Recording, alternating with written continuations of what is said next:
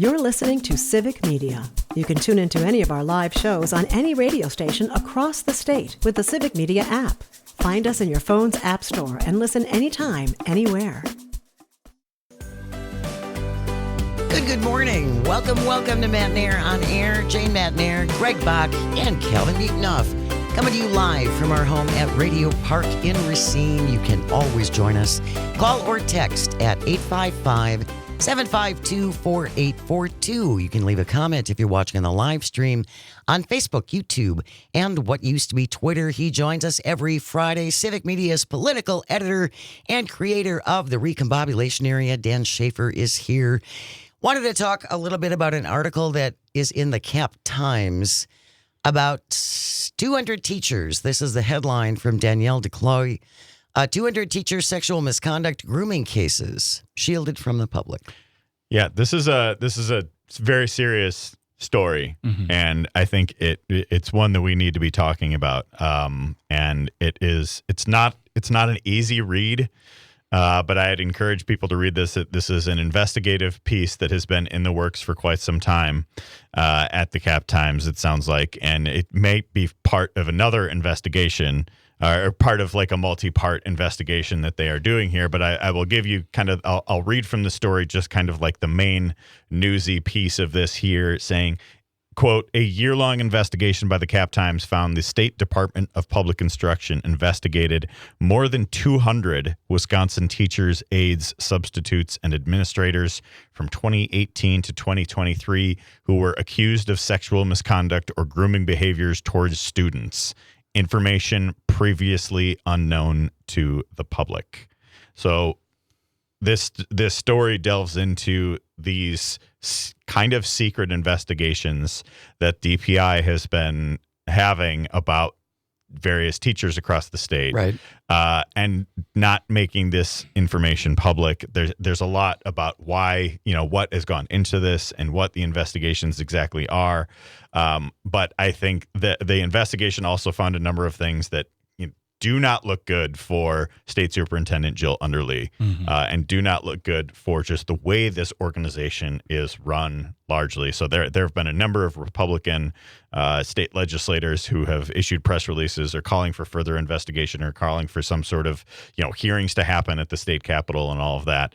And the Cap Times investigation, I'll quote again here, also found that the department run by Jill Underly relies on a, quote, a rudimentary system to track its investigations, obscuring the scale of misconduct for policymakers and the public. And as the Cap Times was doing this interview, and this is always telling from like the journalist standpoint on this, Underly refused to be interviewed for this piece. That's never good. No. And that's never good. And I think this is, we're just starting to see some of the reaction come out.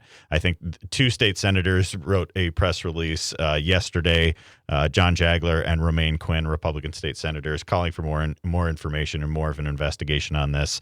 Robin Voss put something out yesterday too. Have not seen many Democrats or anybody else talk about this, but I think this is a really serious story, and I think there's been a number of just like scrutiny leveled at Underly, at DPI over the past couple of years. I think that obviously the previous issue was the changing of standards, and I think the GOP kind of weaponized that to a certain degree in some of their messaging.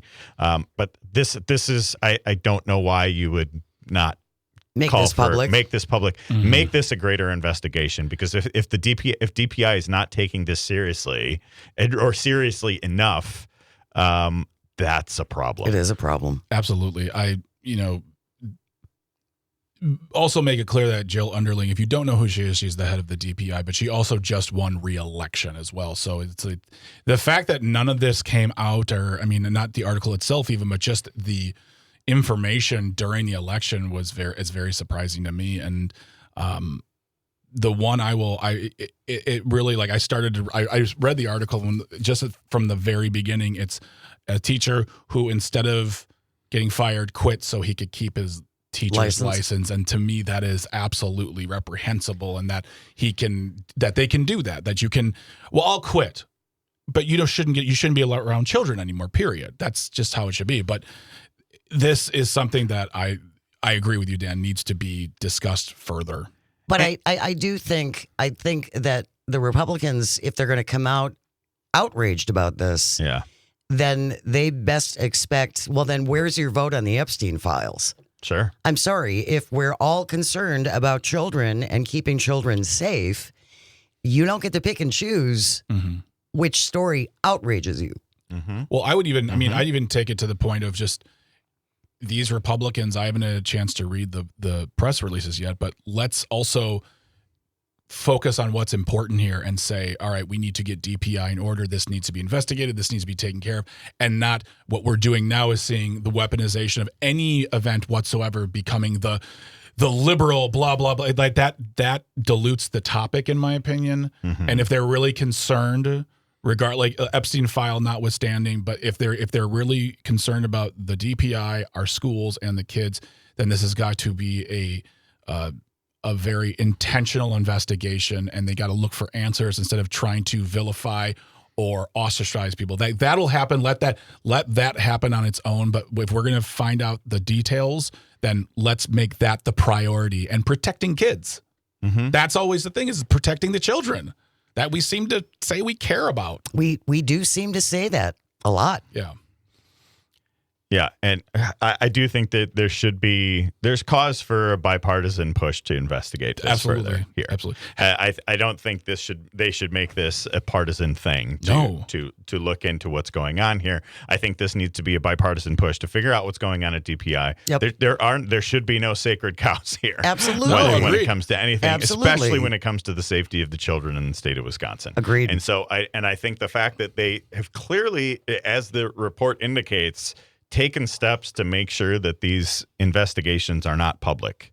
And I think, the public has a right to know what DPI is investigating, what teachers might be, putting children at risk. Like this is serious stuff. It is. And it needs to be taken seriously. And obviously this just came out. It's a huge report.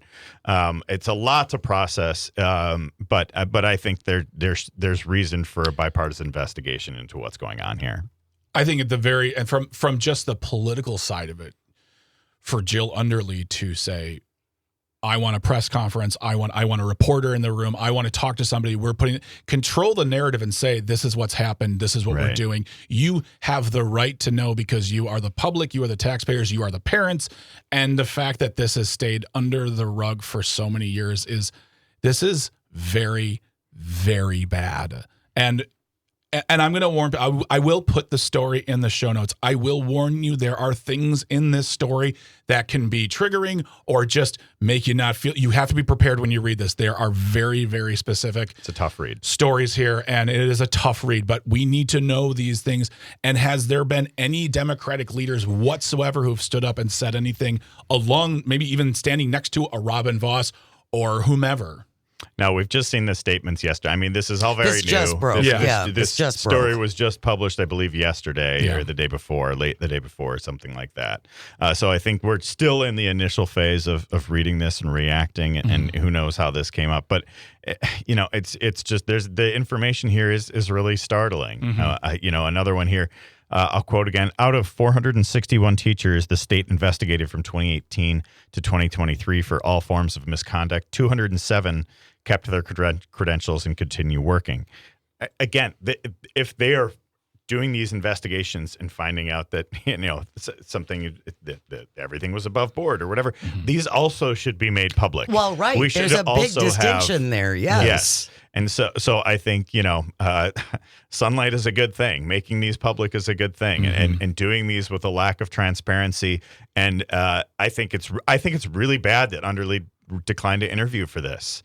Like if there is a process for like how this works that maybe the public doesn't understand or doesn't, or there are like legal certain, hurdles that they would have to jump through to make this private, like help us understand why you're doing things the way you're doing things. And if you're declining an interview for an investigative piece like this, that is going to make these things worse. That is going to make these things worse. And I think that's what's happening right now. And I think that the silence that you're hearing from DPI after this story, like there's been, a half dozen Republican state legislators who have issued press releases. DPI can't comment on this On that, story. right. They can't they can't have their any leadership be interviewed for this, or just like to help us understand what's going on. Maybe there is a reason that they do things that the way that they do things.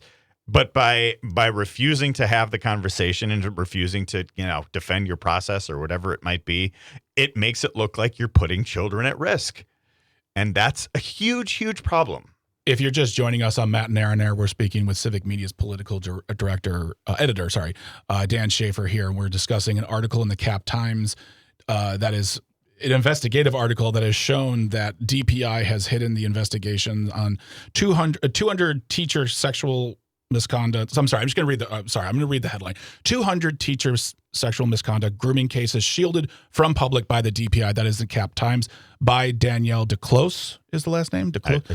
Apologies if we missed the pronunciation, but yeah, that's my understanding too. I will put this in the show notes so you can read it yourself. Again, this is a very, very it's a tough read. And it's a tough read. And the thing too, Dan, I will say is that one of the things we talked about during the last election when it came to this position is the fact that I think Civic Media spoke to her opponent more than we spoke to her. She also was not available for interviews, and this looks bad. And this is happening. You're telling me somewhere in that building there isn't a piece of paper in a drawer with that has press release language on there saying when we get found out, we at least have something to say. But they don't. That tells me that they were operating under the guise of, well, this is how we do it. Once again, this is how it's always been done, and that's all. Well, but again, if that is the case, then the public deserves to know what these processes are, exactly, and what protocols you are following. Ostensibly, to investigate these cases. Yeah, and again, I mean, you don't want to put somebody's name in there who was not charged. That leads to a whole other set of problems. Right, exactly. But I think by the fact that they're not answering questions from the media on this, it's going to lead to, you don't want to answer questions from the Cap Times, you're going to get a public hearing in the Wisconsin State Legislature now. That's where you're going to have to answer the questions next. Yep. Like from a political standpoint, I don't know how this is going to break, but it's just a very, very serious story, and I think we have to treat it as such. And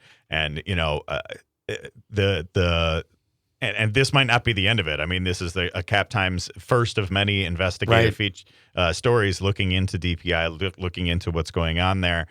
There's a lot of troubling revelations in this piece, a lot of questions raised. And again, there's some stuff that we probably shouldn't talk about on the radio for some of the details that are in this piece. But go check it out. This is a really important investigative story, and it deserves serious scrutiny and perhaps a bipartisan investigation. From a political standpoint, this is a terrible way for Jill Enderle to start her second term. Really is. Not good. When we return, boys, they'll just be boys. Even if they're 31, 34, 36, they're just boys. Stay with us. You're listening to Matt and Aaron on Air on the Civic Media Radio Network. We'll be right back. You're listening to Civic Media. Stay up to date on the latest news and information for your local community and Wisconsin by signing up for our free email newsletter. Visit civicmedia.us/email to get started.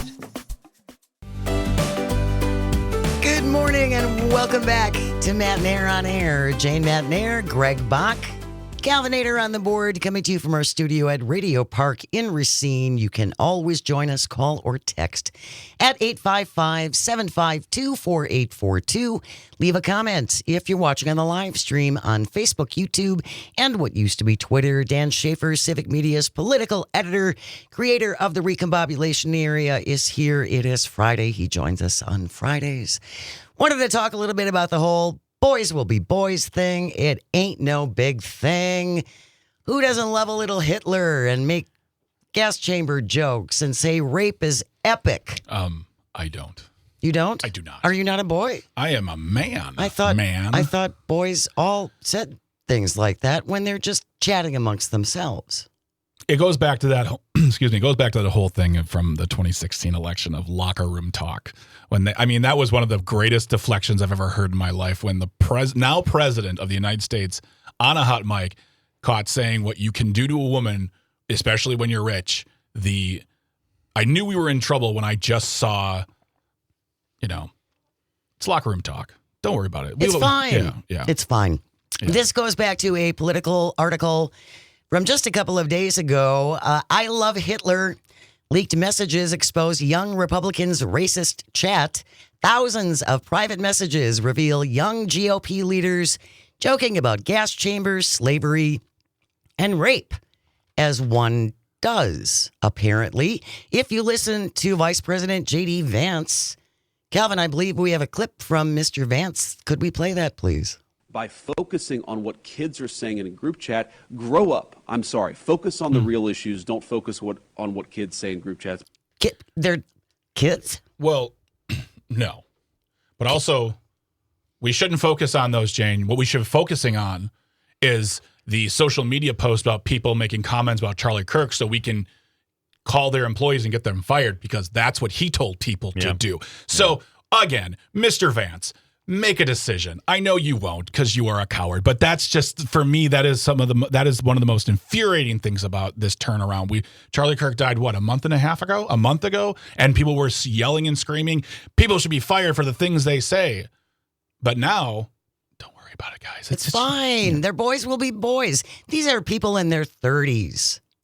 These are not boys. Exactly. These are not children. These are people who are closer to J.D. Vance's age and my age as millennials than, some sort of Gen Alpha high school nitwit, Yeah.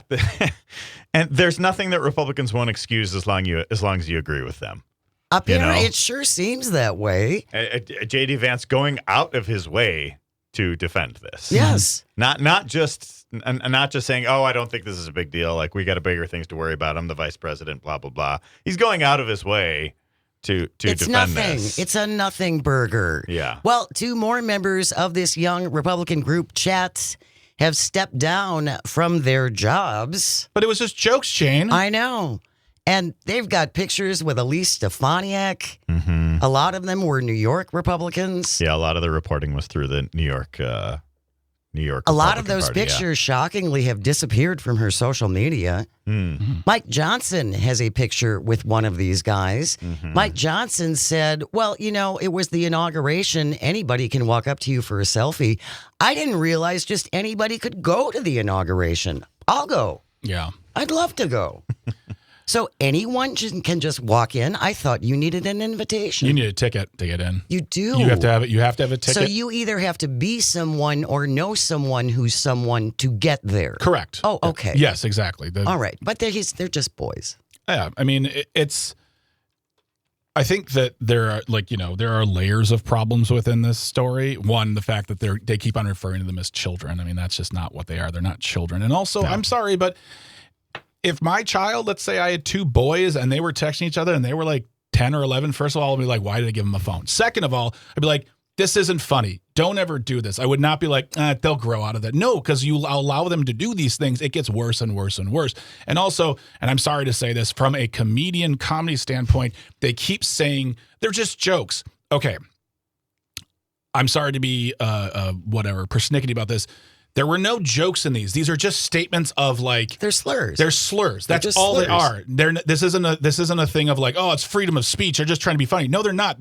I love Hitler. What punchline is that? Where is the joke? Where is the setup? This is reprehensible. And at the very least, J.D. Vance could say, I got things to worry about. I think that the organization should do it. I mean, Mark Wayne Mullen got on CNN and said that this is a zero tolerance thing. For him. His boys would never do that. He wouldn't allow that. Right. And we don't accept this. Untrue, sir.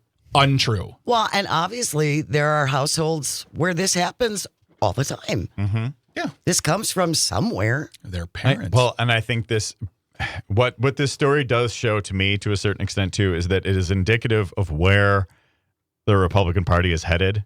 With the next generation of Republicans who have only known Donald Trump Yes. as the figurehead of the party, as the dominant figure in American politics. Yes.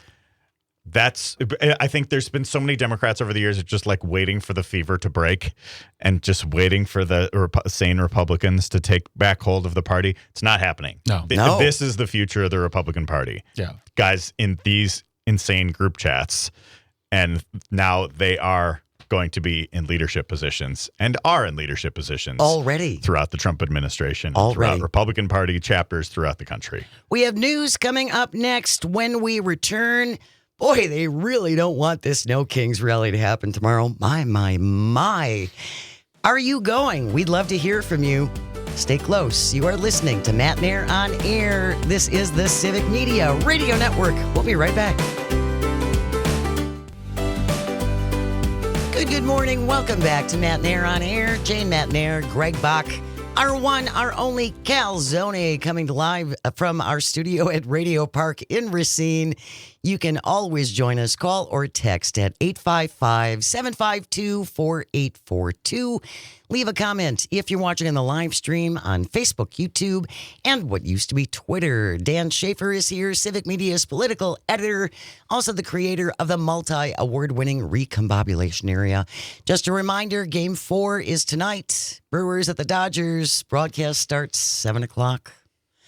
You can listen to the game if you so choose. Oh, no. On WRCE in Richland Center, WISS in Oshkosh, in Racine and Kenosha. Catch it on WRJN. Dodgers hosting the Crew tonight. Our broadcast starts at 7 o'clock. Fingers crossed. Mm-hmm. Let's hope. Tomorrow. Hope is a good thing. Hope is a good thing. Oh, both of you with that. Tomorrow is the No Kings rally. And Republicans are very upset about this. Very upset about this. We have a clip, and speaking of, mentioned Charlie Kirk, the horrible murder of Charlie Kirk, which is what it was, and all the talk about toning down the rhetoric after the murder of Charlie Kirk. Everybody's got to tone it down. We have to stop calling each other names. Take down the temperature. Take They down kept the saying temperature. that. Ugh. So, yes, fulfilling that, we have White House Press Secretary Carolyn Leavitt talking about the folks who will be at the No Kings rally tomorrow. Calvin, let's play that completely fair description of the people who will be at the rally tomorrow. The Democrat Party's main constituency are made up of Hamas terrorists, illegal aliens, and violent criminals. That is who the Democrat Party is catering to, not the Trump administration and not the White House and not the Republican Party. Mike Johnson said this morning they're going to descend on our Capitol for their much anticipated so-called No Kings rally. We refer to it by the more accurate description, the Hate America rally. I'm not sure how anyone can refute that. You're bringing together the Marxists, socialists, Antifa advocates, anarchists, and pro-Hamas wing of the far-left Democrat Party. They hate capitalism. They hate America. They hate all the ideas that we work for every day. Mike Johnson from this morning. Lowering the temperature. Yeah. You know. Yeah, we had a decade of hearing about how saying people belong in a basket of deplorables was the worst thing that anyone had ever said, and we need to make sure we are having respect on all sides for all parts of the political process. And no, we've got the White House now saying that the Democratic Party's main constituency is Hamas terrorists. And on this list of things, it's ridiculous. Tim Walz had a good tweet responding to this. Most Republicans are good people. Most Democrats are good people. The White House says outrageous things to make you hate your neighbor. Your neighbor isn't the problem. The White House is. Without a doubt. Yeah. And it's the White House and it's the ultra wealthy. And that's who the White House is representing now. It's the ultra wealthy.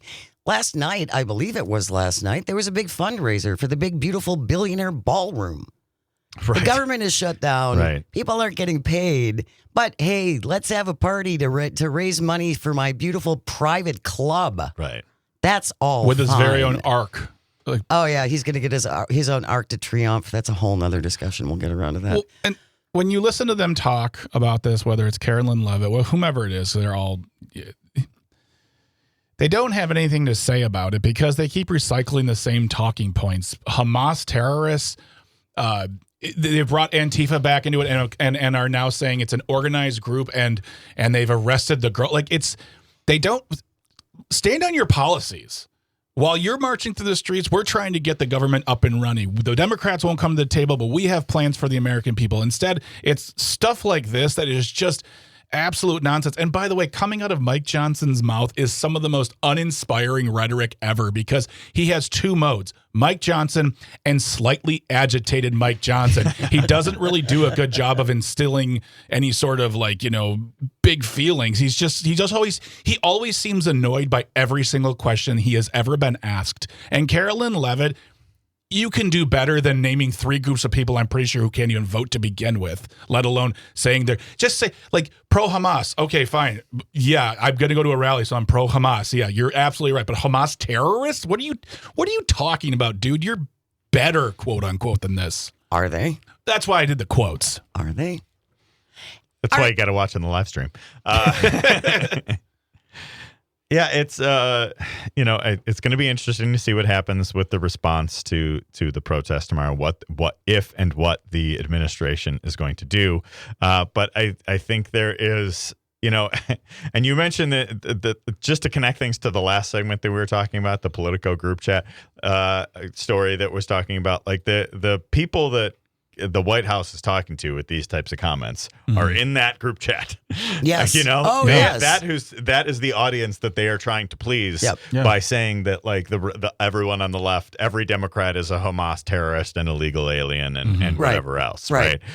Those are the people who are, and I think this is kind of part of our ongoing political realignment that we're experiencing too, where I think you have these psycho incel nut jobs in this group chat, and then I think you have the actual constituency of the Democratic Party now, where it's just kind of a lot of more normal offline millennial parents, I think, in a lot of instances too. And you're just talking people just want better healthcare. This is not just this is not like people who want to completely upend the American experiment. This is just, can we have a little bit better healthcare? Well, can we raise taxes on these rich people? Can we have some level of it's just so dismissive to call people what they called people in these press conferences. And that also makes me question whether or not these folks have access to a dictionary. Because I got news for you. Fascist, Marxist, communist, socialist are not all interchangeable words. Right. They all have specific definitions. And you can't just swap one out. But they don't. They don't all mean the same thing. Jane, you're talking nuance. You're talking crazy. I know. Right? How kooky of me. But I think that's a very good point you bring up, Dan, is that when it's written in the history books, if it ever is, you think about both of these rallies that will take place this year, it's going to be millions of people marching for a fairer America, not an America that enriches them. It's about just, hey, I'd like to be able to afford to send my kid to school. I got to march in the street for this. Right. And what will be interesting to see is how many more people will be protesting this time, and how many more of those people will be individuals who voted for Donald Trump who are saying, yep, wrong, let's do this, let's get to work. That's the numbers are what I'm very interested in seeing, and especially in those small towns around the country who have 5,000-10,000 people, how many people will turn out? Because we saw the numbers from Wisconsin, and it was impressive for small towns and villages. So for me, that's the takeaway. If you're just joining us, Dan Schaefer is here on Matt Nair on Air, Civic Media's political editor, and also the creator of the Recombobulation Area, talking about the No Kings rally that is happening around the country tomorrow. By the way, Midas Touch reporting on Twitter that No Kings organizers say that RSVPs now for the No Kings rallies have more than doubled since Mike Johnson and Republicans started attacking them and calling it a Hate America rally. Folks are planning to turn out because they love this country and would like to see democracy preserved, as opposed to, I don't know, just giving all of the power to the executive office. And that includes the power of the purse, which is supposed to belong to Congress. There's nothing more American than not wanting a king, right? Yeah. There's nothing more American than this. I want to highlight one perspective on this that I thought was interesting. Dave Weigel, who's a longtime political reporter, he was at the Washington Post for a while. He's now at Semaphore. He wrote a piece with the headline, "Yes Kings, Republicans Revel in Trump's Imperial Presidency." And just talking about how many Republicans like this no guardrails version Give it all to of Trump 2.0. We need a dictator. And there was another piece in the New York Times this week talking about how like there were actually, looking back compared to what we're seeing now, there were guardrails on what Trump was doing in his first term in office. Not anymore. Not anymore. No. Those are all gone. And I think now that Republicans are happy with it, because it's just like, yeah, I don't want to have to go through all this nonsense with Congress and the courts are, they're just holding us up. It's an insurrection by judges and whatever else we got to do. We just want this one man to have all of the power to do everything. Because he's so smart. Joe Walsh, who is a former Republican, who was a Tea Party member and a very outspoken one, and has since become, he has signed, registered as a Democrat now. Yeah. But I think this is really important for folks to remember if you are going to a No Kings rally tomorrow. Joe Walsh said in a piece, "Be smart. Republicans want you to F up. They want you to get violent. They want those videos. They're going to have people out at every rally. They want videos of people waving Palestinian flags, Ukrainian flags, other countries' flags, so they can use that video to support their narrative that we hate America." Well, so be careful tomorrow. Do not give them what they want. Well, on peaceful, respectful protest is the way to go here. Absolutely. This is about loving America and preserving democracy. But I will say this, if you go to the No Kings website, they lay out very simply the things you should and should not be doing while you're there as representing that, essentially that brand, which is No Kings. But I'll say this, fly your Palestinian flag, fly your Ukrainian flag if you want. If they want to take pictures and put that in videos, that's fine, because at the end of the day, they have to defend why they don't want freedom for other people. As we just said, No Kings is sort of like the kernel of why America became America. And countries and people like the Palestinians and people like the Ukrainians want freedom. And if people out there are saying no, they have to defend why they don't want that someday. Now, maybe not tomorrow or next month, but to me, I think it's reprehensible that that they get to say, don't, I fly your flag, fly whatever flags you want as long as you're staying respectful. But if they want to use those people as narratives of why it's bad, then why do you hate freedom, the other side? Why don't you want these individuals and their countries to be free? That's the thing that really gets to me every time we talk about it. My whole point is be safe. Yes. Be positive. Be celebratory. Wear a costume. That's also a thought. I'm just saying. Unicorns for Democracy. I'll see you in Brookfield tomorrow. Did anyone else find it interesting that I think it was the Mike Johnson clip where they said they were descending on the Capitol? It's like, well, what about all those people on January 6th who descended in the Capitol? Oh, that's a whole different thing. Exactly. That was a love fest. I mean, that was just some tourists walking around, What about that? They're sending Black Hawk helicopters into apartment buildings into Chicago now. There's a lot to protest for what's going on in this current moment. Yeah. And I do think it's interesting that this No Kings rally has kind of become this all-encompassing protest too, that is like kind of just pulling together all of these different things. There are more than 100 events planned across Wisconsin this weekend, just in Wisconsin this weekend. And so I think people, myself included, have been very discombobulated by this moment. And I don't really know, like, watching what's going on in Chicago and watching what's going on nationally. But I do think there's always an option to make your voice heard and to peacefully protest. And I hope that's the energy that people take into it tomorrow. Absolutely. Dan Schaefer, thank you so much. When we return, this shouldn't be a thing. I feel the earth move, literally. Stay with us. You're listening to Matt Nair on Air on the Civic Media Radio Network. We will be right back.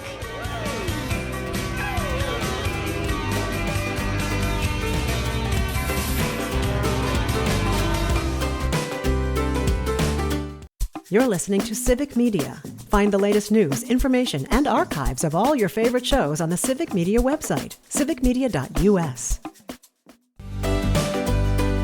Good morning. morning. Welcome back to Matt Nair on Air. Jane Matt Nair, Greg Bach, our one, our only Calzone on the board.